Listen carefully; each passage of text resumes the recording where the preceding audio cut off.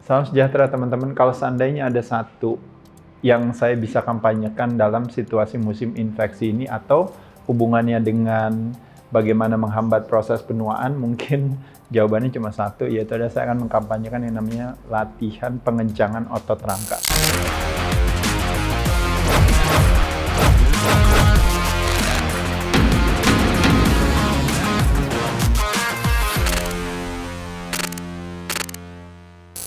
Tujuh alasan latihan beban adalah olahraga yang cocok dan aman bagi kita semua, ya. Karena sekali lagi seperti saya katakan, ini adalah olahraga yang paling underapresiasi, yang paling underrated, ya. Tiap kali olahraga nggak pernah ngebahas latihan beban. Tapi latihan beban ternyata berhubungan dengan yang namanya komposisi tubuh. Terus berulang saya coba kemukakan kepada teman-teman. Alasannya kenapa? Satu, karena sesuai dengan kemampuan. Dalam arti apa? Dalam arti kalau kita berbicara intensitas, itu bebannya itu sesuai dengan kita, mampunya kita aja. Mampunya kita berapa, ya kita latihan aja. Kedua, tentunya programnya kita buat sesuai dengan kita tadi, ya. Makanya kenapa memungkinkan kita untuk kalau dalam latihan beban bisa lebih kreatif.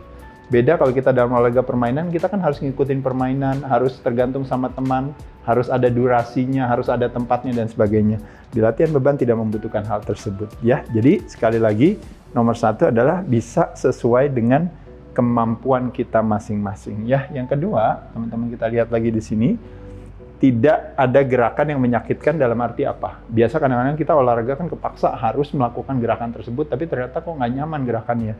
Nah, ingat teman-teman, secara teoretis kalau kita berbicara latihan beban, kita berusaha untuk mengoptimalkan manfaat, meminimalkan resiko.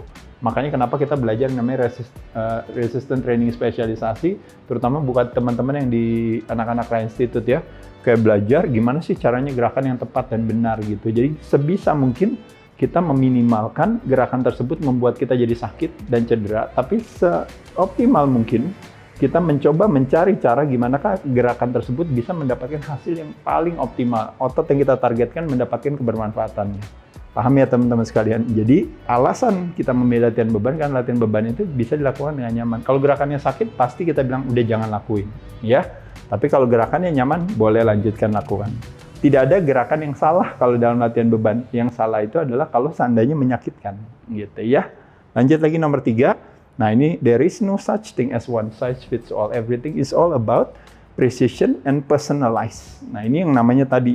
Jadi sekali lagi, tidak ada sebuah keharusan dalam aturan latihan beban. Jadi kalau lelah, capek, udah berhenti aja gitu. Santai aja, bandingkan dengan yang tadi saya katakan tadi, ya.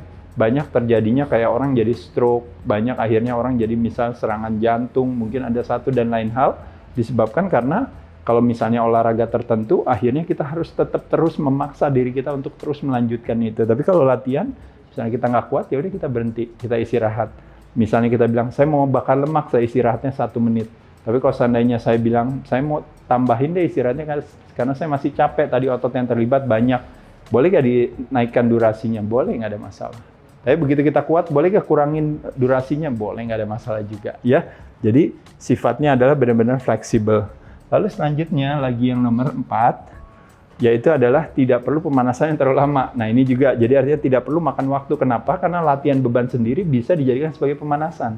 Kita langsung masuk ke dalam beban yang kita lakukan misalnya 15, 20, 30 kali. Jadi beban ringan kita jadikan sebagai pemanasannya, kita udah langsung masuk ke dalam aktivitas olahraganya.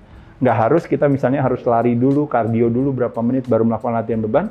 Tidak ada sebuah keharusan seperti itu. Tapi kalau kita mau jadikan latihan beban dari yang ringan-ringan, progresif, bertahap pelan-pelan, nah pada saat itu di awal kita jadikan sebagai pemanasan kita. Jadi kita bisa save waktu, ya.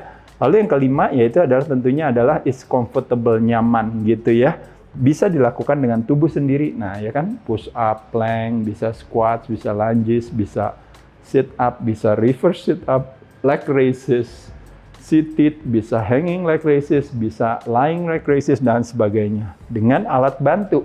Bisa dengan menggunakan dumbbell, bisa dengan menggunakan barbell, bisa menggunakan cable, bisa menggunakan mesin dengan selectorized atau dengan plate loaded, atau juga dengan aksesoris lainnya. Ada kettlebell, ada mungkin TRX, ada macam-macam. Ya, teman-teman bisa lakukan ini. Jadi artinya nyaman, kita bisa pilih banyak opsi pilihan untuk melatih pengencangan otot rangka kita. Ya.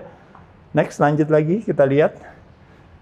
Nah, ini yang nomor 6, dengan gerakan yang terkontrol. Jadi kita punya penguasaan latihan sehingga akhirnya kita bisa mendapatkan kebermanfaatan. Makanya kenapa aman dan cocok buat kita. Satu, yang penting kita lakukan dengan caranya pelan, halus, tanpa hentakan. Jadi jangan dihentak, jangan tujuannya adalah, oh saya bisa ngangkat berat dan sebagainya. Justru ngangkat beban adalah sebuah metode. Substansinya adalah kita mau apa? Kita mau sehat. Sehatnya dalam arti apa?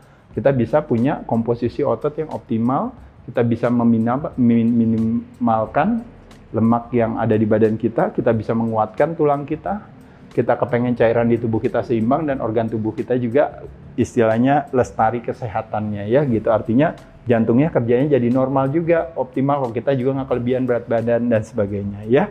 Lanjut lagi, saat turun kalau bisa lebih lambat daripada saat naik, itu hanya lebih kepada pada saat kita negatif atau yang disebut namanya eccentric movement atau gerakan yang santainya, yang pelannya. Waktu kita shoulder press misalnya, ini gerakannya positif, itu yang namanya concentric. Negatif, eccentric. Positif pada saat otot memendek. Eccentric pada saat otot memanjang. Nah, pada saat otot memanjang, pada saat eccentric, pada saat negatif kalau bisa pelan, temponya dijaga. Ya. Selain itu juga tanpa kuncian, jadi nggak harus ngunci, karena kalau ngunci karena apa? Stres di persendian yang begitu besar, terutama di puncak gerakan. Jadi yang kita kunci itu adalah sebenarnya lebih kepada ototnya sendiri, jadi otot yang kita targetkan. Jadi kunci bahunya atau misalnya tulang belikatnya, terjadi yang namanya scapula engage, jadi engage, baru kita dorong. Ya, nah pada saat itu tidak ada yang harus kita tahan dengan beban, harus menahan. Yang menahan itu adalah persendian kita, bukan hal yang bijaksana. Ya. Jadi kita mau memaksimalkan manfaat, meminimalkan resiko.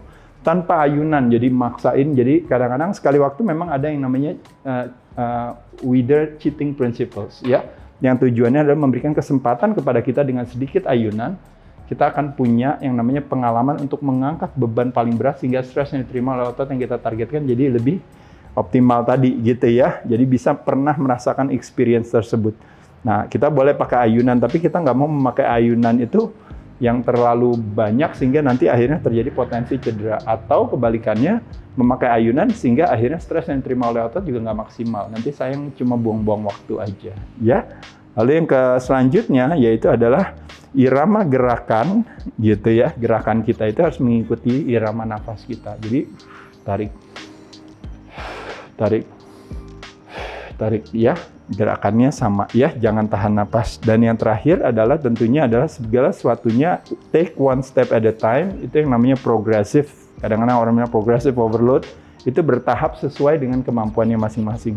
Dengan punya pemahaman seperti ini, dengan gerakan yang baik, dengan proper form, maka kita akan mendapatkan kebermanfaatan daripada latihan beban.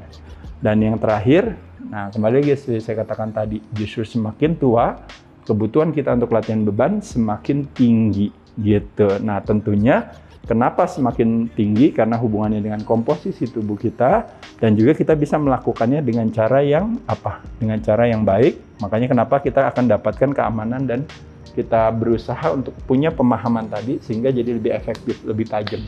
Kadang-kadang semakin tua kan orang bilang, waduh saya olahraganya makin susah.